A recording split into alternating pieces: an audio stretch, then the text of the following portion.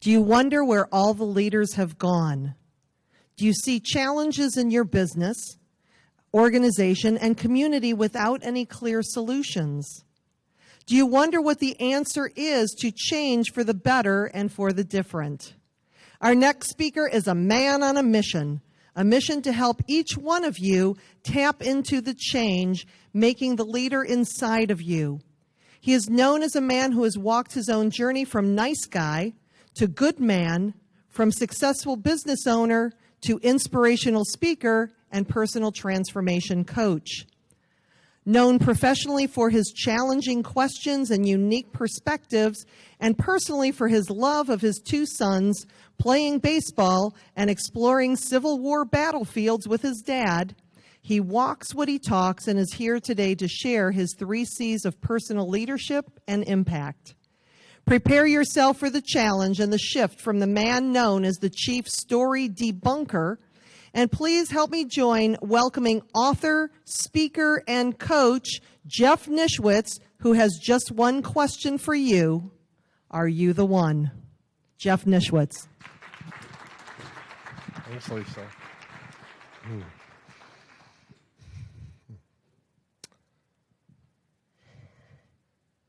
You heard the question. Are you the one? Are you the one who's actually going to change things? Whether it's in your organization, your association, your families, your communities, are you the one that's going to reach out and maybe heal that broken relationship? Are you the one who's ready to be that model of what I call personal leadership, where people look to you to say, that's what it means to live a life of integrity and mission and purpose? Are you the one? Actually, it's the wrong question, because I already know that every one of you is the one. The most important question is this: will you be the one? Because there's a lot of reasons not to be the one. The question is, will you choose to be the one that changes things for the different and the better and the impactful? Because as you heard in the opening questions, we need some help out there. Things aren't working at all kinds of levels. They're not working. The question is, will you be the one? And there's a couple things you need to know today, even in this short time, that I want to arm you with as you go back out in that world with the opportunity to be the change, to really make a difference. The first thing you need to know is it's always easier not to. It is always easier not to be the one. It is always easier not to lead. It is always easier to be silent. It is always easier to turn your head when you see things that are injustice or out of sorts, to be silent. It's always easier to put your hand down versus raising your hand saying, something's got to change. I realized that. I was recently in New York City. I love New York City. It's an amazing place. I don't know that I want to live there, but in short bursts, the energy is high, so many people, it's just a buzz. And I felt like a rock star there because I was in New York City right after my birthday, and I had something that very few people have in my pocket. I had tickets to Hamilton. Oh, see, you know. I'll be signing autographs later, but that's not what the story's about. So I'm in New York City, and I love walking New York City. It's a great city to walk. You can see so much. And here's what's true about New York City. Millions and millions of people, and I suspect tens of thousands of homeless. You can't walk down a block without seeing homeless. And they're not just homeless like I'm used to in Cleveland. These are people who literally live on the streets. You'll see their suitcase and a chair and a sleeping bag. They're not even there. This is their home. And honestly, there's so many you just walk by, and I felt sadness. And I kept wondering, what can I do? I can't help everyone, but something's got to change. And I was down at 9/11 at the memorial, and I was leaving that area, and I'm always humbled and in a sort of an unusual state. And I was walking down the street, and a little bit up the sidewalk, I saw a young man. I'm guessing he was in his 20s. He stood out to me, and in a way, he spoke to me. He literally spoke to me. because I noticed his sign. His sign said, "I'm tired." That's all it said, "I'm tired." It didn't ask for anything. There was a small hat in front of him with virtually no money in it, and his head was down. Have you ever noticed a lot of times when people are out looking for money, they're trying to make eye contact? This man was so lost, his head was down. And I walked by him. I just kept walking, but I felt him. Have you ever felt another human being? And I maybe went this far, like that table, and I paused. I have to go back. And I went back, and his head was still down, and I knelt down, and he looked up. And he looked me in the eye, and there was a tear in my eye. I was tearing up, and I said, "You know, I get tired too. But I have extra." And I put $20 in his hat.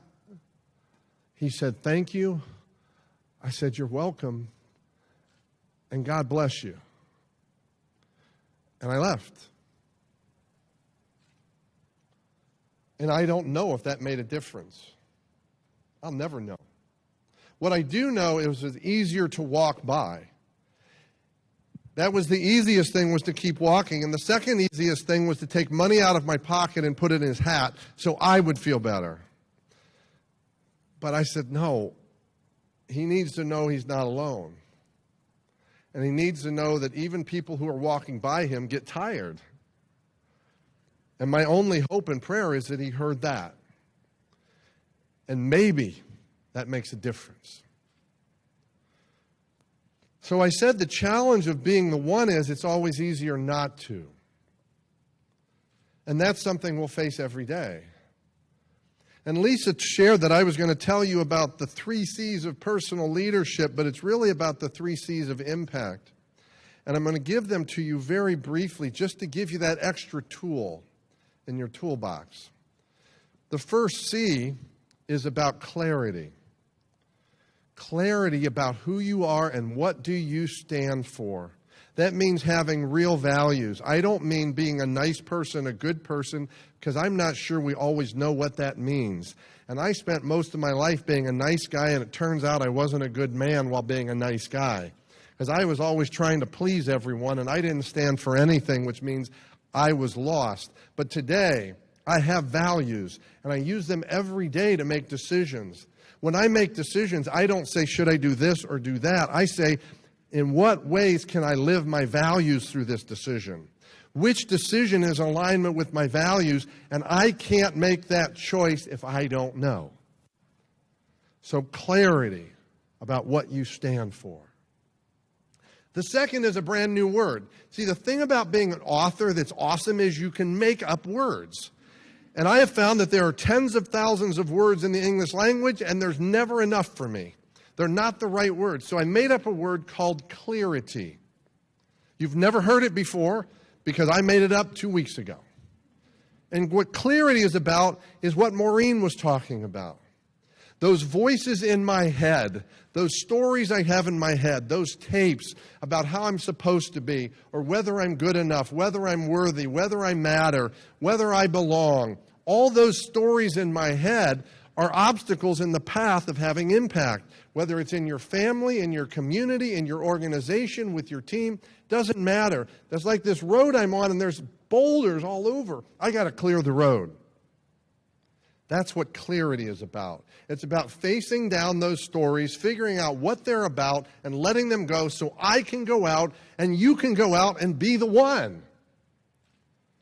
So clarity after clarity. And the last part is the one, those are pretty big, but the last one is where I think we're most challenged, and it's the C of commitment. Think about this question. When was the last time you used the word commitment or I commit? My guess is you can't remember. Very few people ever use that word. It's part of my daily vocabulary. The reason we don't want to use that word is because when we use the word commitment, we're in. There's no other way to look at it. And most of us at some level, we want to be a part of things, but there's that voice that says, don't be all in. because then you actually have to do it. So I want to play safe, and I'll say, I'll do my best. No. You don't know what your best is until you get to the last of your best and you go a little further. You take a bigger leap, whether it's of fear or of exhaustion, whatever it is. You don't know your best until you've exceeded it. And then you go, I thought that was it. Now I got a new one until tomorrow. So are you prepared to commit? Because you cannot be the one unless you're willing to commit. And commitment is scary, because when you commit, now your personal integrity is on the line. Here's the good news, bad news. When you commit, you're going to do it. And the bad news is you're going to do whatever it takes. And some of us don't want to do that. So clarity about what you stand for. Clarity to clear that road so you can be the one, and commitment, because here's what you need to know. Commitment is maybe the only thing that gets you past that desire to take the easy way. To walk by, to see the thing that's not working and say, it's not my problem. To look at a team member and say, boy, they seem to be struggling. I'm glad I'm not them. To look at a member who's not engaged and say, I wish they were more engaged. Instead of asking the question, in what ways can I show up differently to engage them, connect with them? I started off with a question, will you be the one? That's the question I want you to leave with today. I want you to feel unsettled. I want you to feel challenged. Because if you sat there and go, of course I'm the one, it ain't going to happen. Because you're going to walk out of here all excited, and then real life's going to happen.